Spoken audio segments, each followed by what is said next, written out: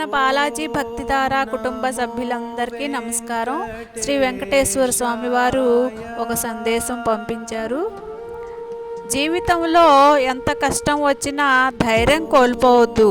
నిజాయితీగా కష్టం చేస్తే ఫలితం ఆలస్యమైనా ఖచ్చితంగా దక్కుతుంది.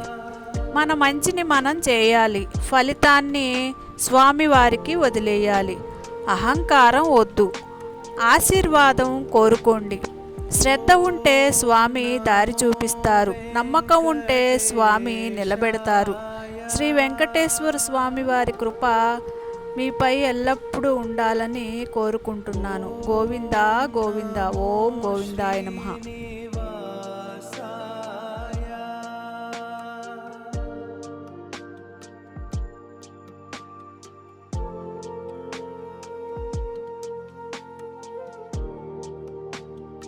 ఓం నమో వెంకటేశాయ.